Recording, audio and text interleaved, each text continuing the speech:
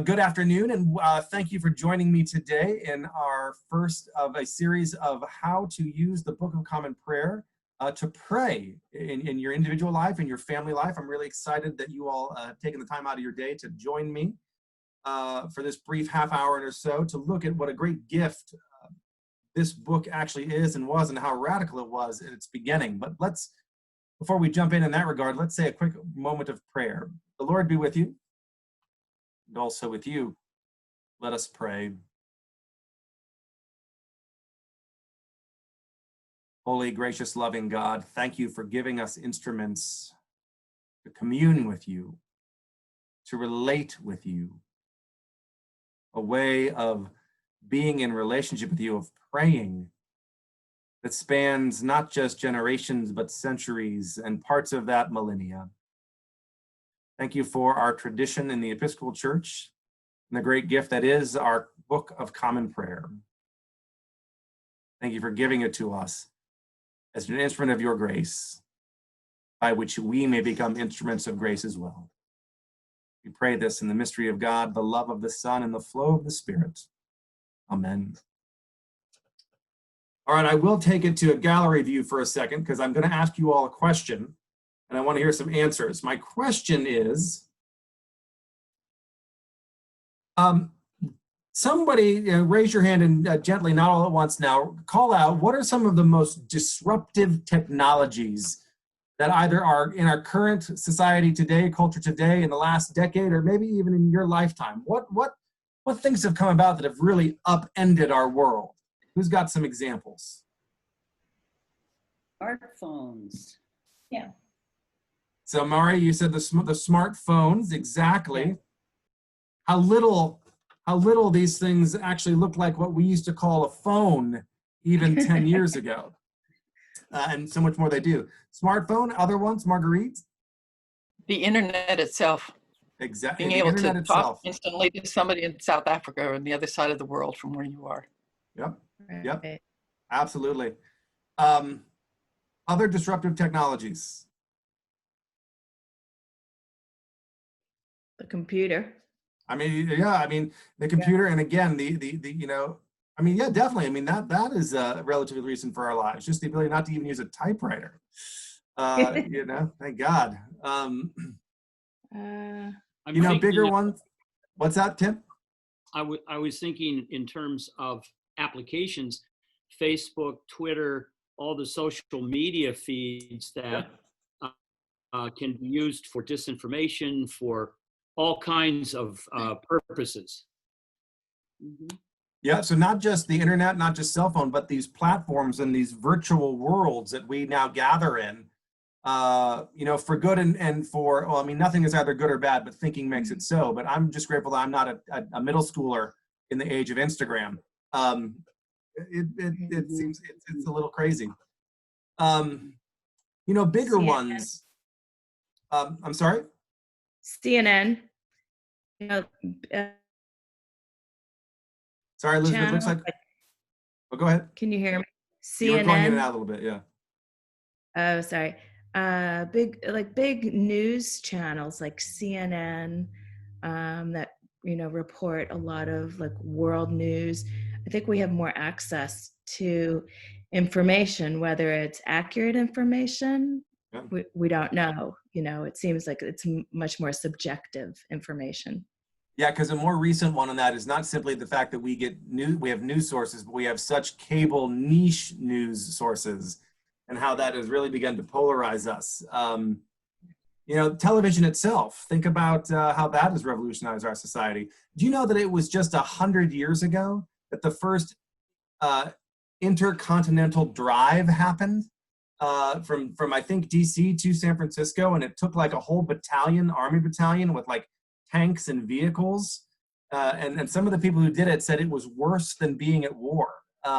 It's just so how quickly a technology comes along and completely revolutionizes the human experience. All right, so I'm going to keep talking, and I'm going to go back to focusing on myself.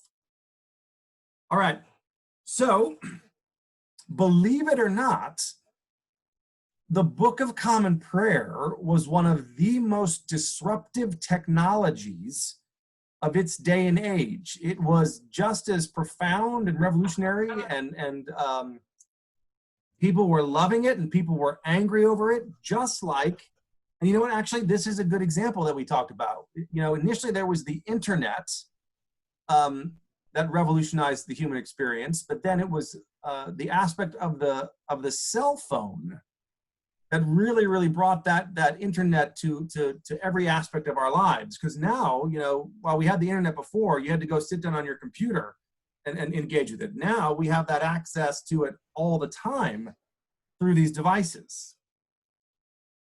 The Book of Common Prayer came about in the Reformation, in which one piece of hardware and one practice were the predominant disruptive technologies of their time.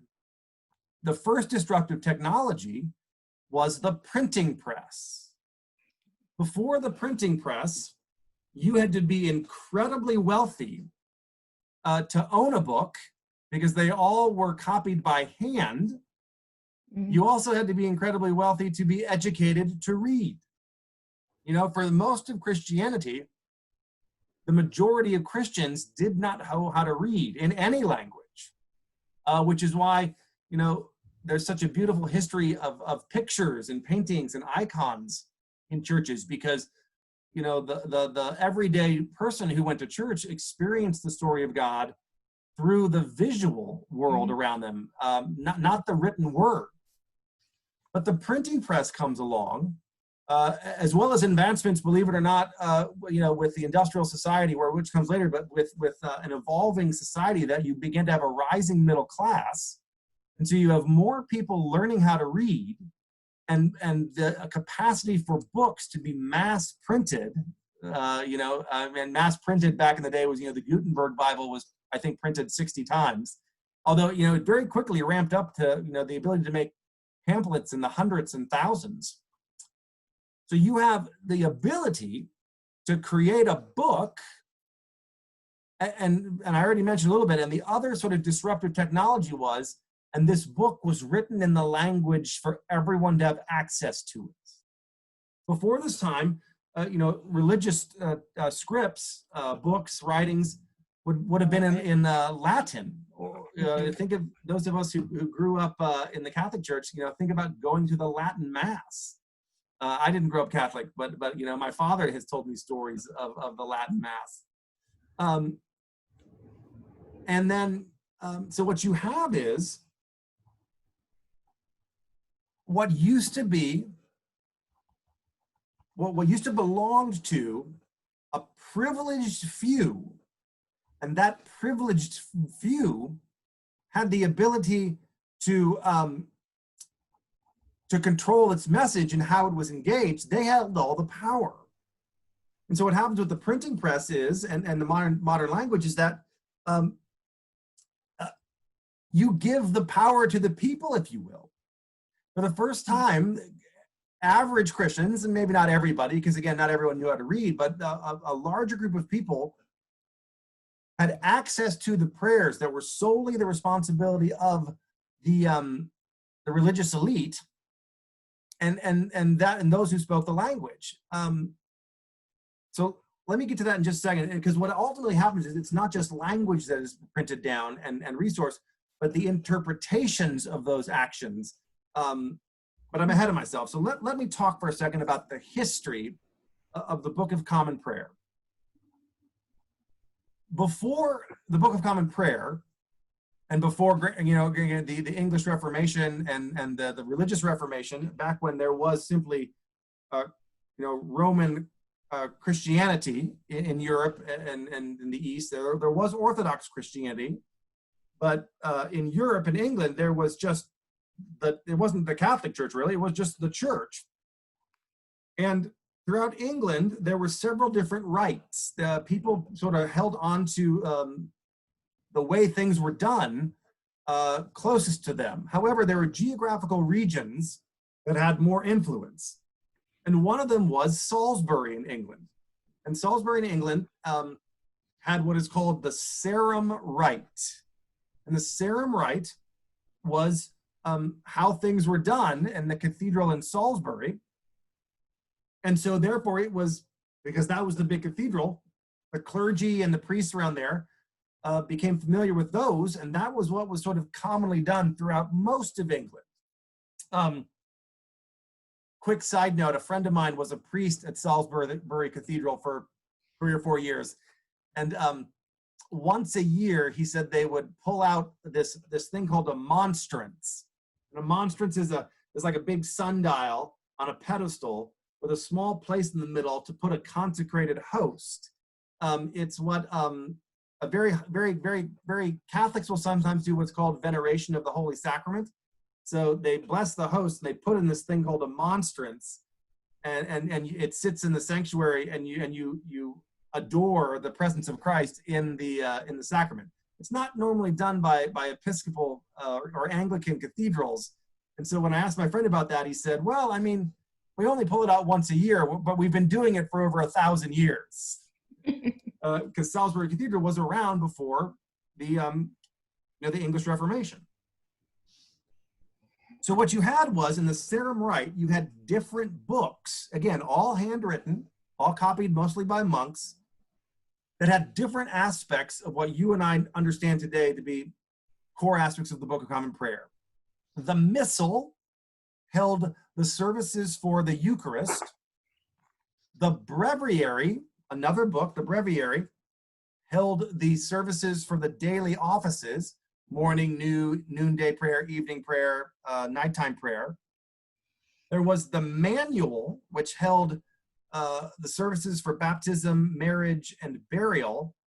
And then you had the Pontifical, which was the book that had to deal with ordaining and consecrating and confirming bishops.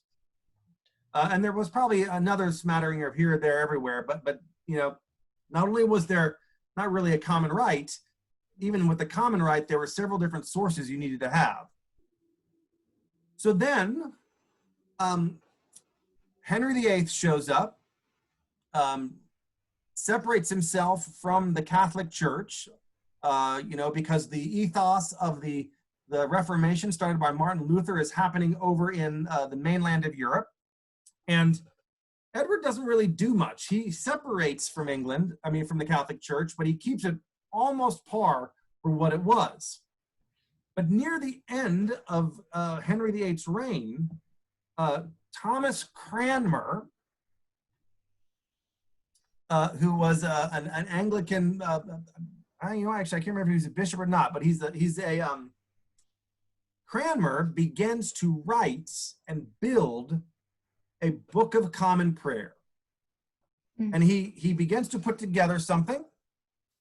And then Henry VIII dies, and Edward VI, though, shows up, and Edward is really on board with what Cranmer is doing. And so this, what began in a very naive way, not a naive way, a very small way under Henry VIII, begins to blossom. And in 1549, the first official version of the English Book of Common Prayer is presented to the Church of England. Now, what's interesting, like I said, is not only were we giving people the rights themselves so they had access to it in the language that they could understand and incorporate, Cranmer makes a major theological shift in the Book of Common Prayer, the initial one, towards a more Protestant practice. So he's not just giving people the tools, he's also giving them his interpretation about how they should be best used. And that is a more Protestant understanding. It's short-lived, though, because in 1553, Queen Mary, Bloody Mary as she's often known, Edward VI dies, Mary becomes queen, and she is a Catholic. And she quickly, as quickly as she can, reverts the Church of England back to Catholicism. And guess what? Cranmer gets burned at the stake for writing the Book of Common Prayer, for giving people access to the rites, for giving it to them in their common language, and yes, interpreting it in such a way that is less Catholic than Mary certainly would have liked. So the thing that you and I have, yes, thank you. Cranmer was Archbishop of Canterbury. I should have known that. He was like the big dog. Thank you, Matt Bartlett. This little book that, for many of us who've been in the Episcopal Church for decades, probably have used at one time, but if not, that is the core of our Sunday bulletin. People died over it. They died for creating it. It was radical. It was, illegal. And so Cranmer, along with some others, died in this effort. Mary's term is short-lived.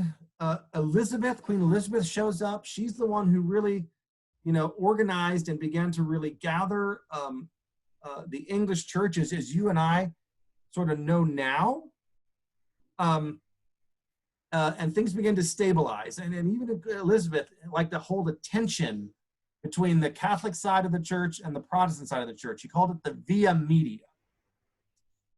All right, let's have and raise your hand in the chat if you know this answer. Marguerite, you cannot answer.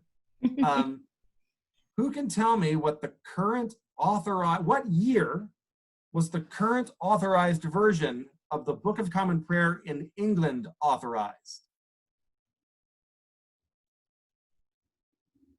England has a current Book of Common Prayer, and it was authorized in a certain year. Anyone? I'm going to the point. Anyone raising your hand? No. I'm going to tell you. The current version of the Book of Common Prayer was authorized in 1662. Wow. So, Mari, you should have spoken up. Yeah, so it's officially, they still use the Book of Common Prayer as written, 400 plus years ago.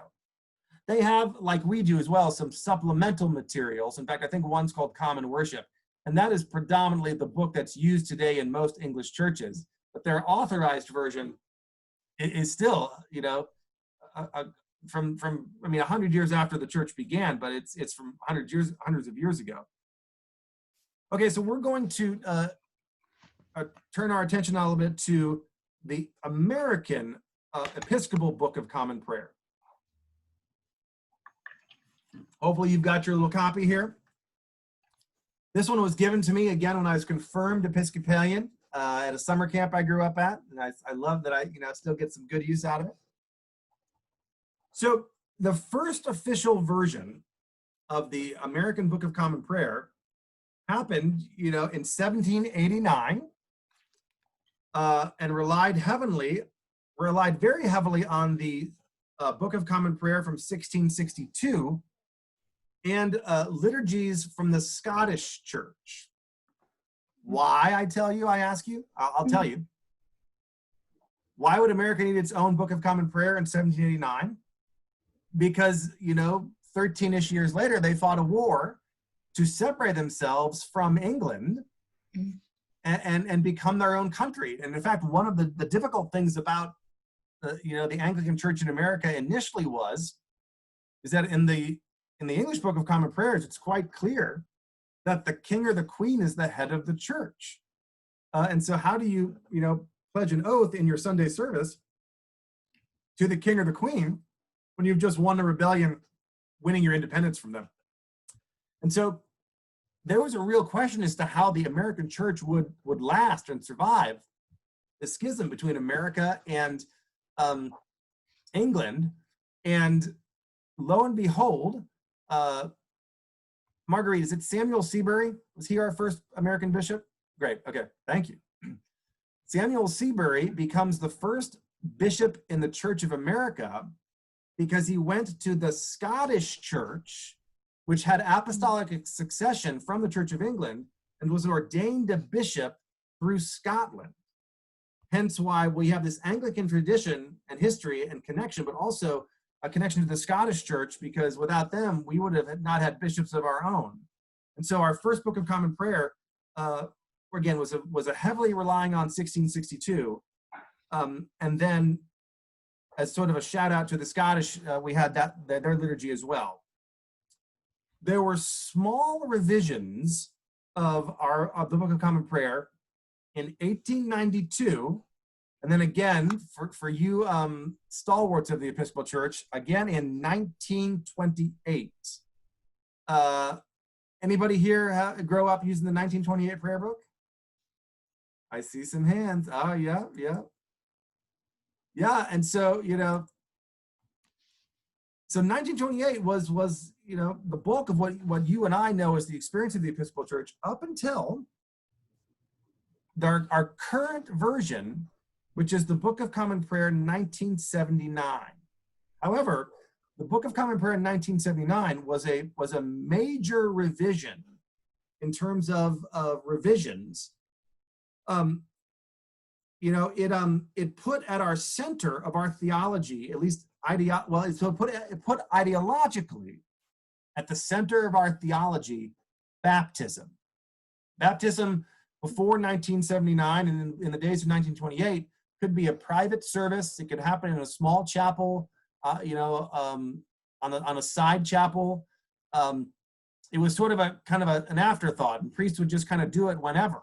In 1979, the church said that the baptism is the doorway to the church, and said that baptism should at all times, whenever possible, be at a main service of the church, and that baptismal fonts should be moved to the entranceway of the churches so that people could be reminded when they came in the doors that that baptism was what brought them into the body of Christ. That was ideologically, though. Practically, the Book of Common Prayer in 1979 put the Eucharist at the center of our theology. Because those of you who know 1928 and even earlier, Eucharist was occasional at best, perhaps once a month, sometimes once a quarter, which is why in the 1928 Book of Common Prayer and some aspects of it in the Rite 1 version of the 1979, there's a lot more language about coming to this with penitence and right respect, because it didn't happen as often.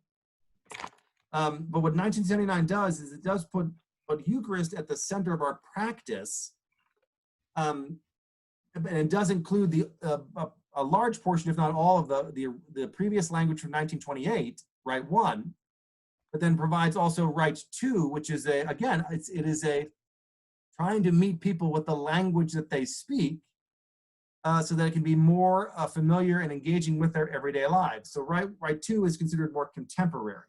It's also not Elizabethan these and thous. And actually, I'm not familiar with 1928, but apparently morning and evening prayer were not a part of it. So at least my source said that these were added into the Book of Common Prayer in 1979. And so what we have is this instrument that throughout its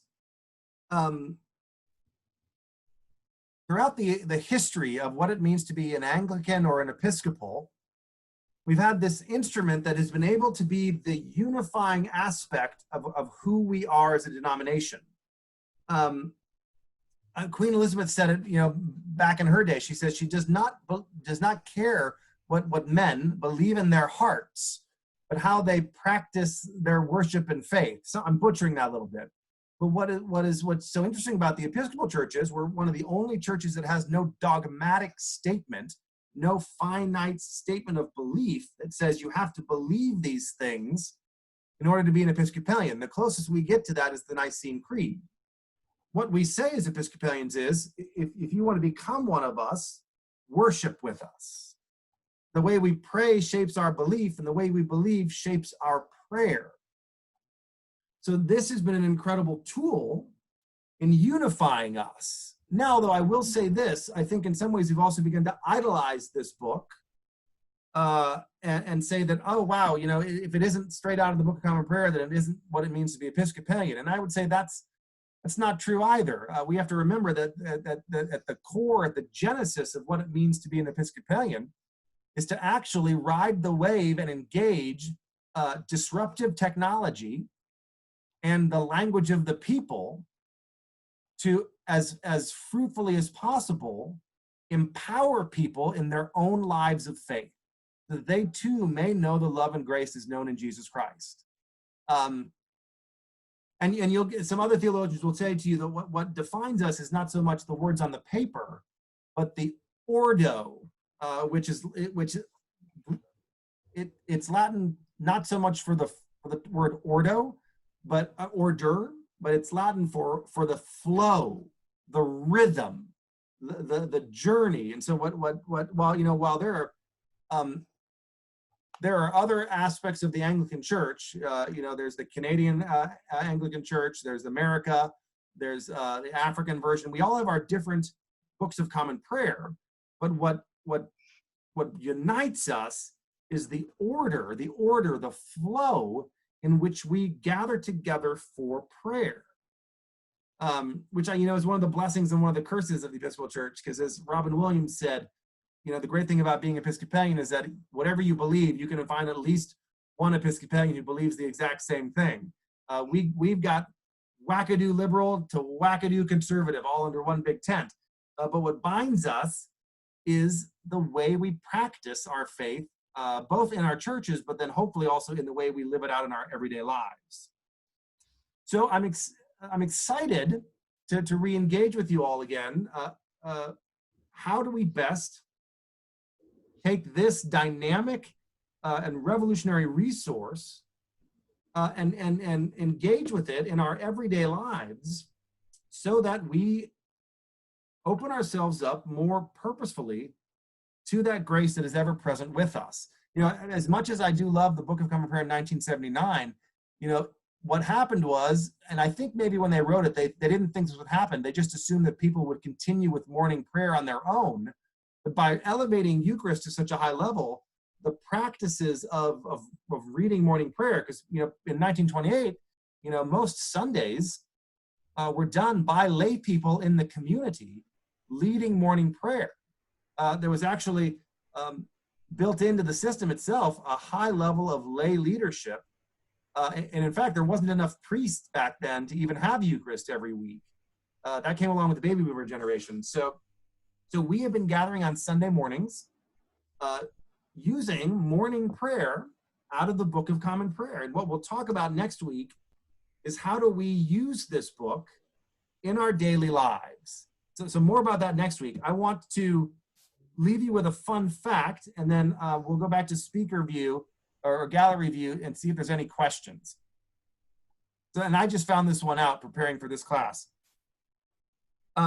There is a cross in Golden Gate Park between John F. Kennedy Drive and Park Presidio Drive near what is called Cross One Drive. I've never been to it, but it was given to the city of San Francisco in 1894 as a gift from the Church of England.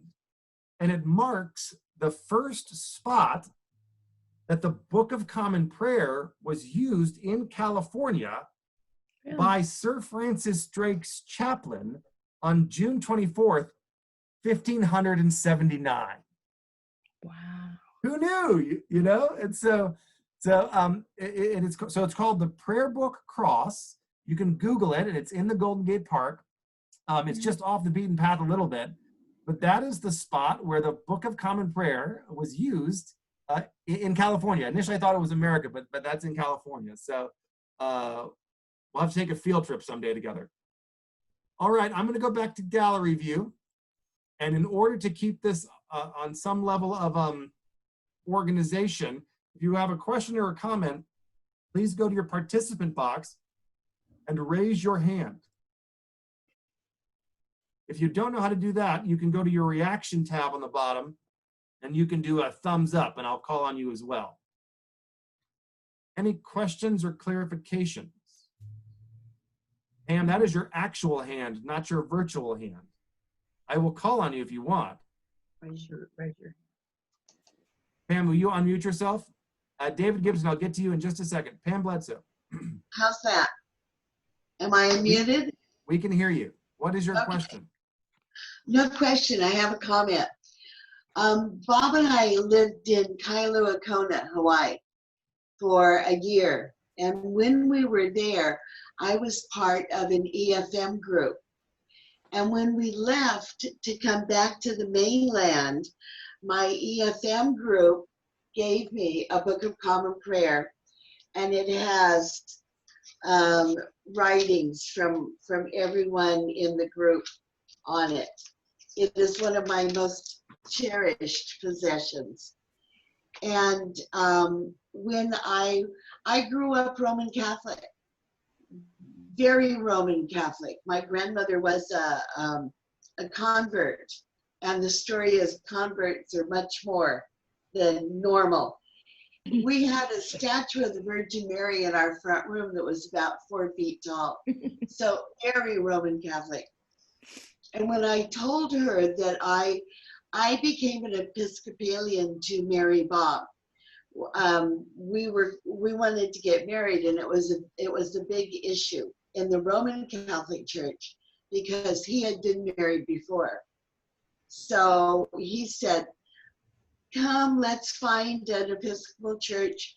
It's so close, you're not going to know the difference. We walked into St. Mary's and have never left.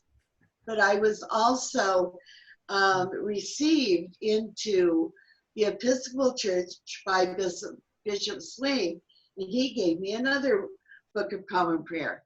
So both of them are very special to me. That's great, ma'am. Cool. David Gibson, did you have a question or a comment? Yes, I do. David, somewhere in our Book of Common Prayer is an ancient prayer that's never been changed from 1549. I've been told that, but I don't know where it is. There's some prayer that's in the original words. Would you or Marguerite know where that is? I'm not sure where it is, but rather than a prayer, I know that the preface or the introduction to the original prayer book is in the Book of Common Prayer. I will look up that resource and share it when I find it. Thank you. Thank you. I'm unfamiliar with that as well. Yes, So it's the the emotional idea is that there's some thread that's come down, like apostolic succession, you know, and Cranmer's prayer book has got something in our very own prayer book. Absolutely. I mean, Cranmer, and Cranmer was really, he was also relying heavily from, the Sarum rite. And so it's not only just connects us to the early Anglican practices, it connects us back to our Catholic practices. And actually those Catholic practices have aspects of our Jewish identities. So it is, we do. Now, it's not the same. There are evolutionary differences, but yes, there is a through line through it all. Marguerite has a comment. Yeah, on page 866 in historical documents is the preface to the first Book of Common Prayer. That's probably what you're thinking about. So it talks about the importance of it being in the language of the people, of it being edifying to the congregation. So it also, I'm not going to be able to quote it. I know it's in here because I read this somewhere else, but it also talks about, while this is a guide, what also needs to always be taken into context into thought is the local context.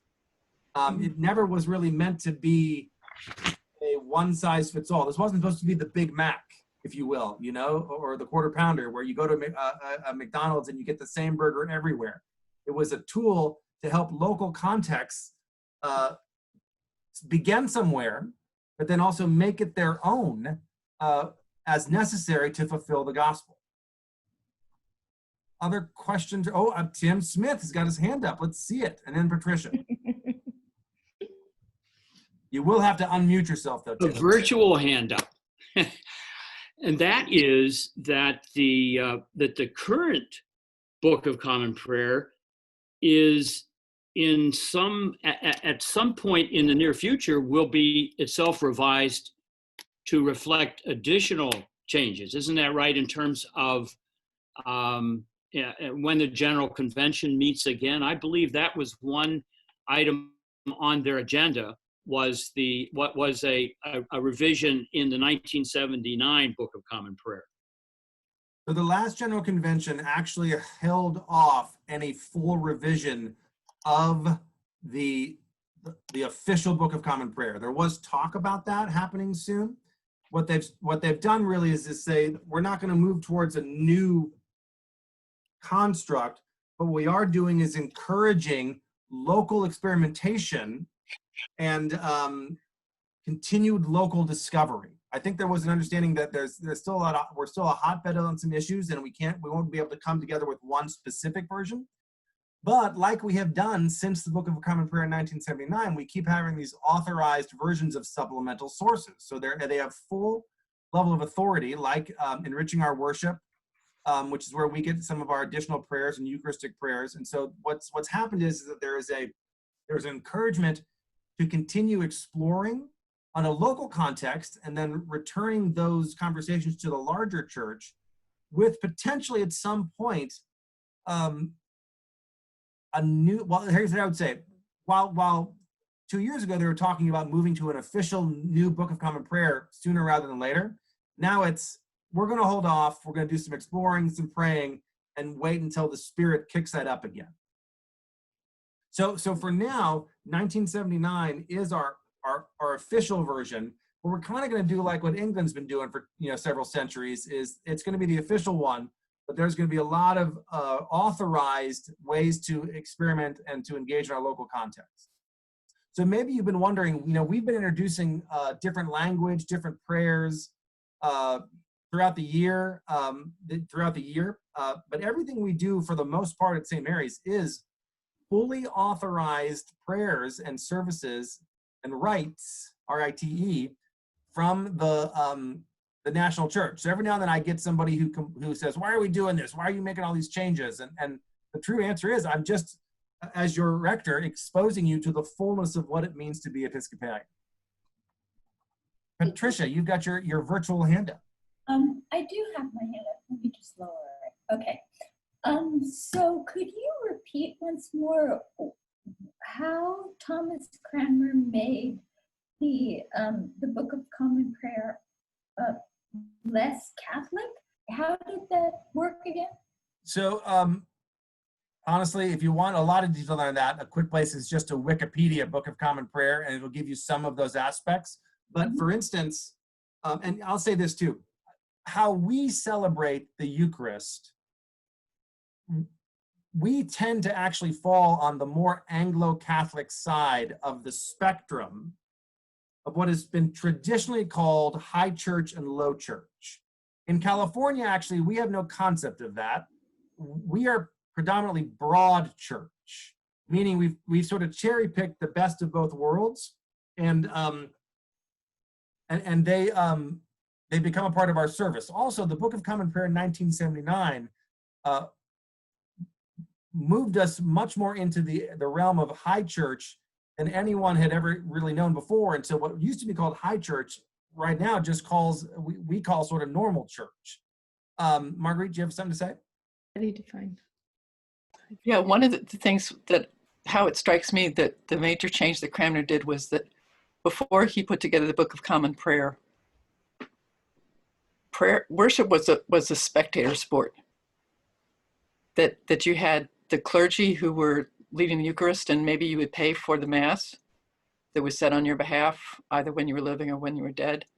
The daily offices were being primarily said by clergy who were living or religious who were living in monasteries and convents and in universities. And it was a matter of giving prayer back to the people in the same way it was really radical to put the Bible in the hands of the people. Those were the two major shifts under Henry VIII and Cranmer. One of the other things is that the books that were used for worship, you had one set of books that were for the priest, one set of books that were for the deacons, one set of books that were for the musicians. It's like you didn't have a set of books for the people.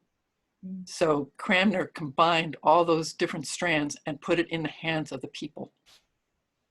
And one of the simple, so one of the things that Cranmer did in kind of a very, intentional way, but subtle way, is that in the instructions for the Eucharist, in the original Book of Common Prayer, he does not call for the host to be raised after the moment of epiclesis. So this is something we do at St. Mary's. Right before it's distribute everybody, I raise the chalice and the paten, and you know, and that's a very Catholic thing to do. Yeah. What Cranmer said is just leave it on the table. So there were very subtle things that pointed to his, you know, the Protestant understanding of you know, transubstantiation versus consubstantiation versus memorial.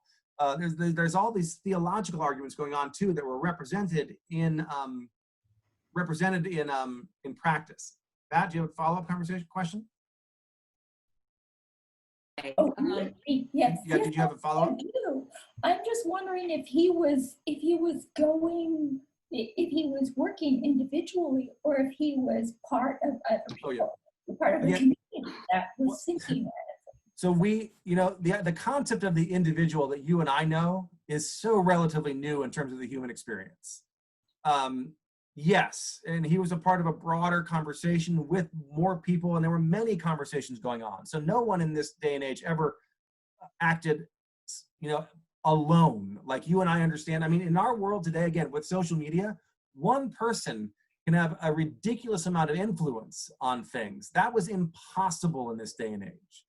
It took multiple people. I mean, you know, his thought, other thoughts, and look, there were other people who died at the stake too for the Book of Common Prayer. So yeah, it wasn't just an individual.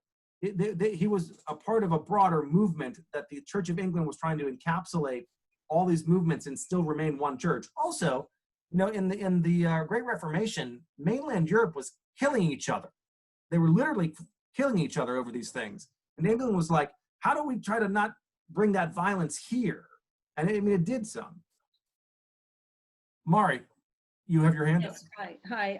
I think for me, a big shift in the 1979 version was away from you're talking about that church was a spectator sport, reminded me of this. The priest always faced the altar, and what happened was it got turned around, so the altar got moved down more in the center of the church.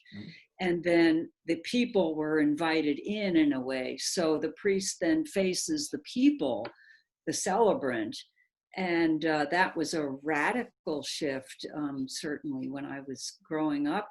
This is my 1928 prayer book that I grew up with. And it does have morning and evening prayer. Did you think it didn't? Okay, no, then I thought it did. So that was a weird, I didn't have time to sort of address that. So Yeah, thank you no. for that, Mari, for clarifying that. Yeah, but it made a huge difference to turn everything around. So thank you.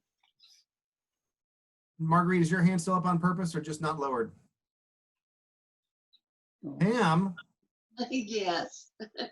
So when I go home to visit my family, I will go to church with them in a Roman Catholic church. And honestly, you hardly know the difference. My experience has been when I belonged to the Roman Catholic Church, I was not very involved at all. But becoming an Episcopalian, I think we are much more involved in many more aspects of our religious beliefs and our outreach, and we're just more involved. Roman Catholics are I don't know how to say this politically, maybe more narrow, and it is left to the clergy to be out in the world, not for the people. That's just my impression. There's some good Catholics out there. Mm-hmm. Oh, sure. Yes, but not as involved as I find the Episcopalians to be. Yeah. All right, I'm trying to keep these under 45 minutes in case people, you know, I think that's everyone's Zoom threshold. If you've got another question, email me, bring it next week. Next week, we're actually going to look at what it looks like to engage in this book from a place of prayer in our daily or weekly lives. So thank you for joining. Tell all your friends. Spend some time looking over the book this week. I mean, play with it. It's a wonderful resource, and we'll talk more. I thank you all. Thank you. Thank you. Thank you, David.